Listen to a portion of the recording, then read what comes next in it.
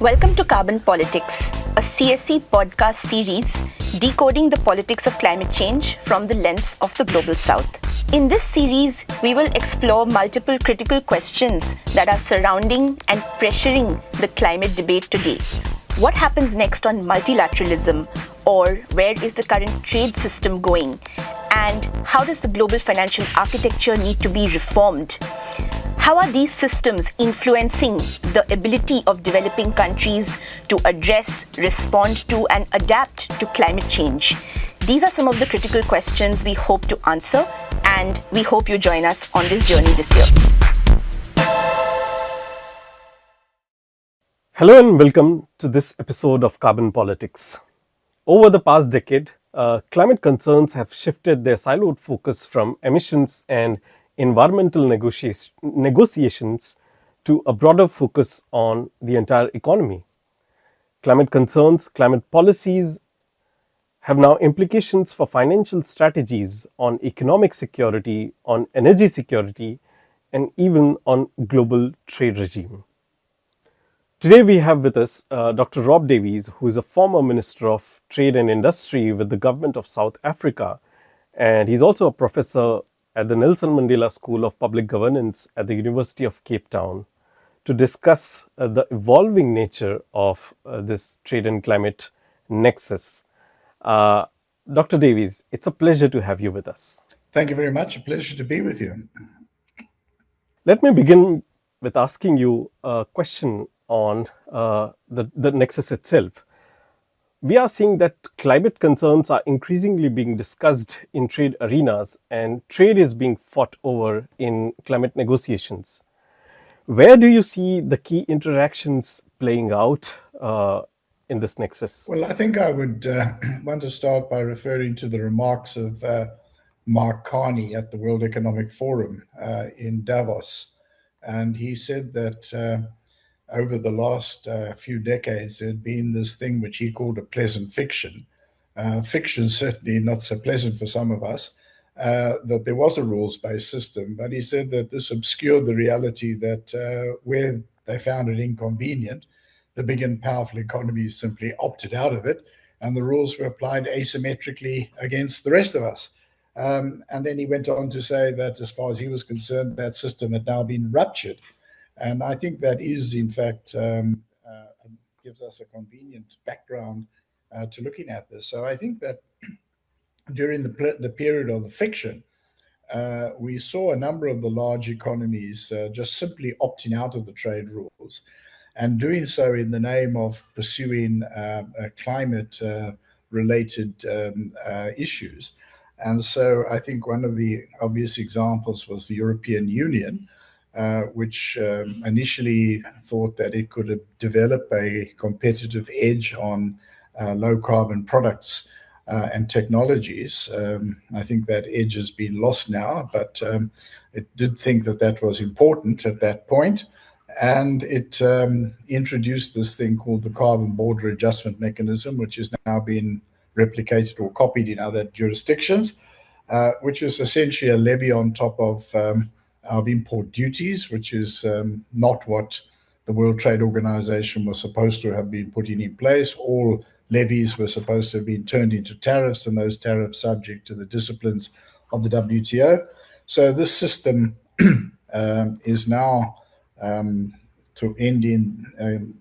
moving towards the end of the 3-year introductory period, and we should start seeing the levies imposed on the initial list of products later on this year. And I think that what I can say about that is about the asymmetrical application, as it was a study conducted by the Africa Climate Foundation, which found that even on the lightest scenarios, the least coverage and the lowest carbon price determined in the European trading system, African countries would suffer losses of export earnings as well as GDP. And here's the rub, and the gains in terms of carbon reduction would be absolutely minimal. So we've already seen, for example, an aluminium plant in Mozambique, which was the largest source of export earnings of that country. That aluminium plant is now closing. And I think this is one of the consequences of this climate unilateralism. But they weren't the only ones. During the Biden administration, again, towards the end of the period of the fiction, the Biden administration introduced the Inflation Reduction Act of 2022. Part of that was intended to support the development of low carbon industries in the United States, included quite significant subsidies, but they also included a subsidy for consumers based on consumers who use batteries manufactured in the United States could get a $15,000 tax credit. Now, that's completely at variance with the trims. When the European Union complained, they extended it to all countries with whom the United States had a free trade agreement, and I think in some cases even to countries who didn't have a free trade agreement with the United States. So I think these are just examples of the departures that were happening. Now I think we're in the period where everything is up in the air, where we are seeing the United States anyway abolishing all climate justified measures across the board. Any kind of climate related measures are being abolished, and the trade regime is just subject to the whims of the White House, which I think is the reality that we find ourselves in at the moment. So I think we're in a moment where this nexus has become quite a problematic feature, and where we are still seeing measures justified as measures to confront the threat of catastrophic climate change being used as tools of protectionism and tools to advance what I think are clearly sectional interests of the developed, advanced industrialized countries of the world. Now that you mention them as tools of protectionism, I would like to ask, what are the main concerns for developing countries in this?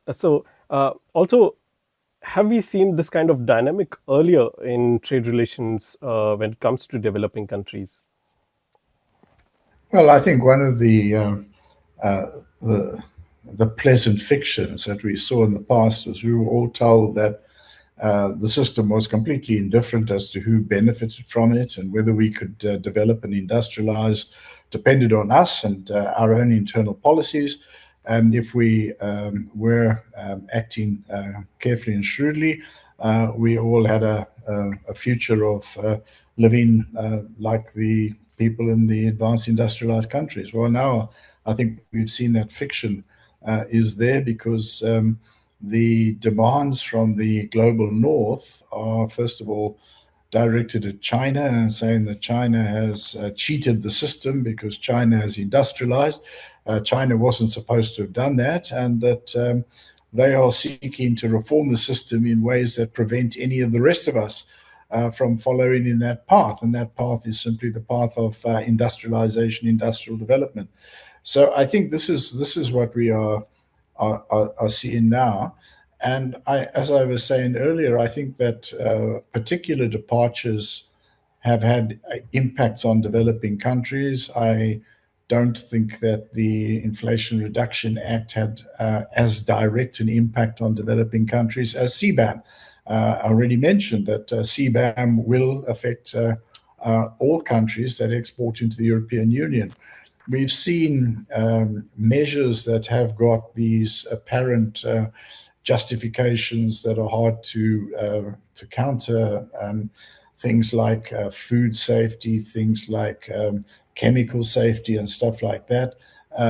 These measures have all, I think, when we look at the realities, have all been used in a way that is really shaped by the demands and needs of particular sectional interests in the European Union. So, South Africa has a case which it was launched, but I think cases in the WTO are a bit of a lost cause these days, but a case on citrus black spot, which was supposedly a measure to save orchards, but science told us that the citrus black spot had posed absolutely no threat and was much more to do with reducing citrus exports into the EU, as a means of protecting and defending the citrus industry in Europe.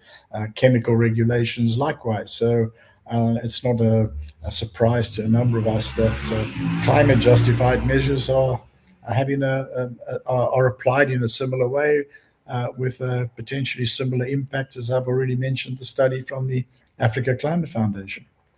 You also mentioned with regards to South Africa raising this issue at the WTO and use the word lost cause. What what do you think the existing multilateral architecture, are they well equipped to deal with these kinds of issues when it comes to the overlap between trade and climate? Where do you see the architecture fit in, and do you think there's a need to some sort of change in this architecture? Yeah, I think that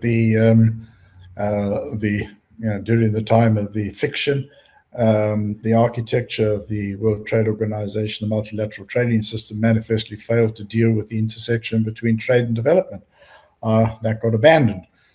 So why should it be any better equipped to deal with issues of climate and trade in an equitable and development-friendly way? And I don't think it is.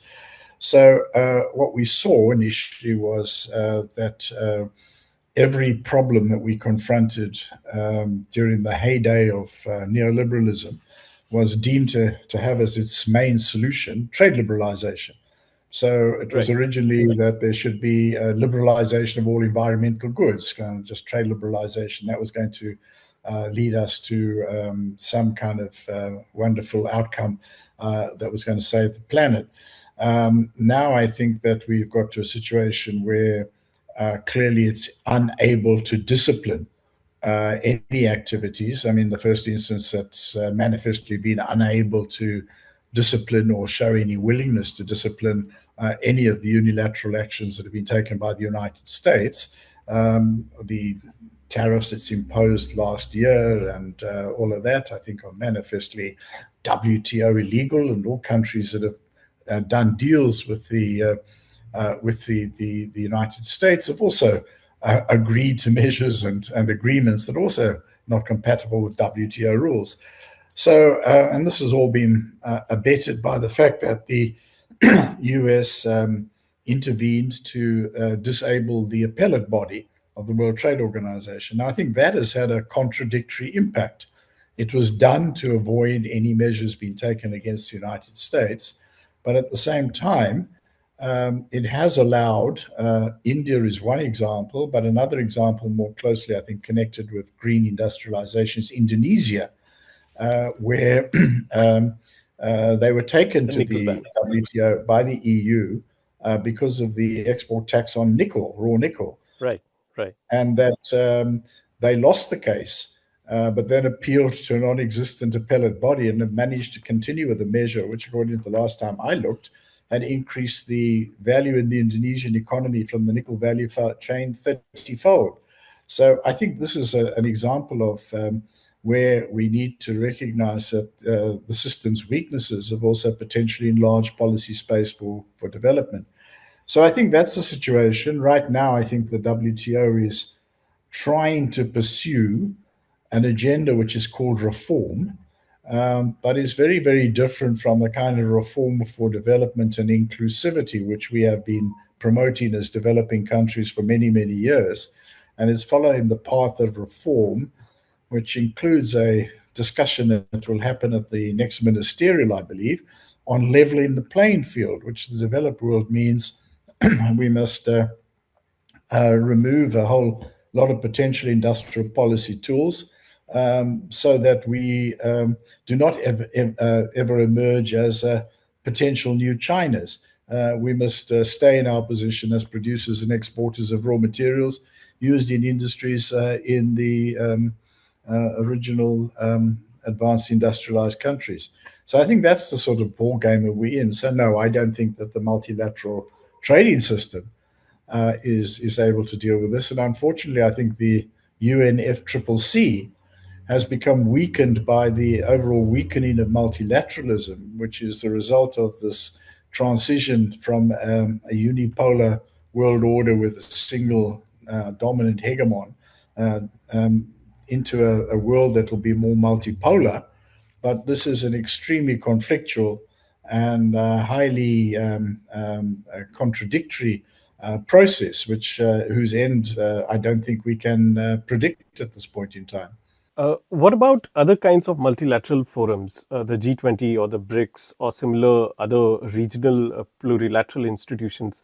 Do we see some hope in these institutions that can deal with such issues when the multilateral process has become so fragmented and difficult? I think that's where we need to go. So in the first instance, I think we've seen things like global value chains are shortening. There's a greater focus on regionalism.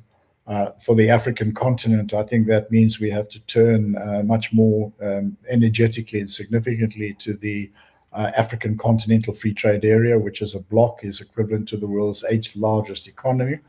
But also simultaneously, I think we need to be working together in organizations like the BRICS to develop systemic alternatives. I think they need to evolve pragmatically as we confront a particular problem or issue, like having to convert our currencies into dollars in order to trade with each other. And we begin to move from that to systems that are going to enable us to move away from dollar-based trade. I think all those things are very, very important.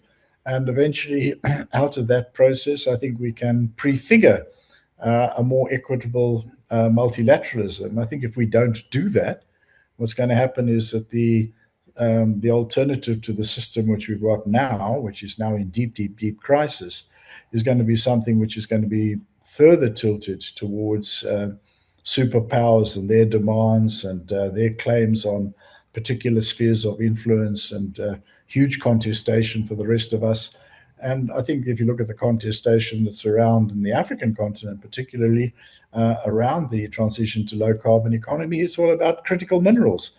It's not about us using our minerals to add value and to use as a tool of industrial development. It's about us supplying raw materials to the developed world at prices and through systems that are suitable to them.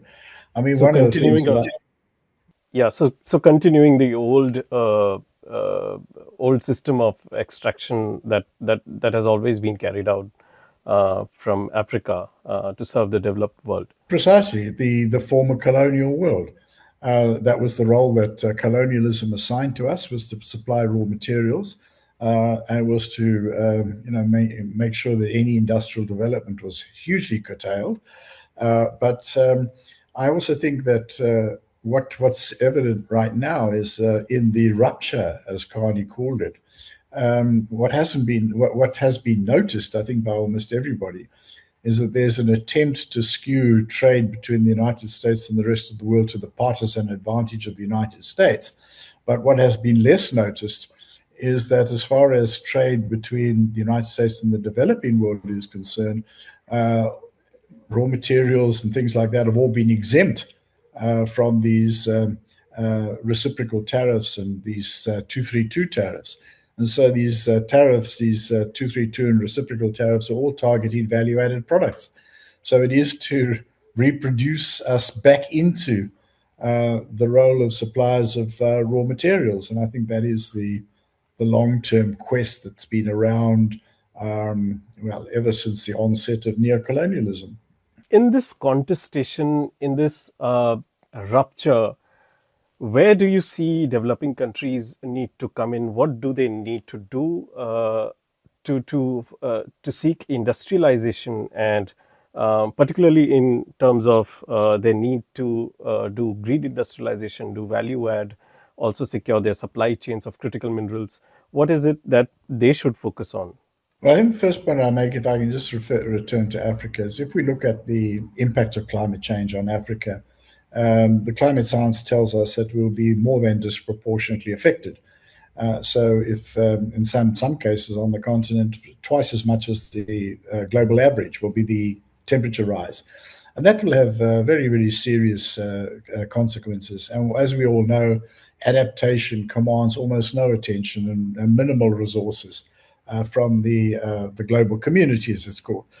So I think that taking that into account, and then also taking into account the fact that there is a transition to a low carbon economy, and the fact that many of us in the global south have been less responsible for the carbon emissions than the global north, and we have less stranded capital tied up in high carbon activities, we do have an opportunity to develop low carbon value added products and to reposition ourselves as producers and exporters of value added products. I would argue, in the case of Africa, unless we industrialize, the transition is going to be highly unjust. And the only way we are going to achieve a just transition is if we do embark on green industrialization. I think there's many sides to it. I mean, there are things to do with the mineral base, and very directly and obviously, I think as vehicles transition as they need to from internal combustion vehicles to new energy vehicles, unless you are producing batteries in electric vehicles, you are going to have a reduction in the local content of those vehicles. So we have to get into battery production. Battery production will have to be driven by policy. That policy will have to be directive and say to people that who want access to our raw materials, you want access to our raw materials, you also need to invest in the development of productive capacity in these areas. The idea of regional arrangements like the African Continental Free Trade Area, leading to the emergence of value chains across various sectors, the industrialization of fresh food and things like that, as well as direct production of renewable energy and components for renewable energy, which we can produce, but are importing too much of. I think these are all areas that have been identified. They will depend on there being an industrial policy effort and us fighting for policy change in international trade relations and in international trade regimes. Well, I think it's a long way before we can really bring some sort of consonance to all these issues. Dr. Davies, thank you for those thoughtful, insightful comments and unpacking this evolving issue for us. Thank you. This was an insightful conversation, and we hope to continue with more discussions like these on our podcast, Carbon Politics. Keep watching us on Down to Earth's YouTube platform and other social media platforms. Thank you.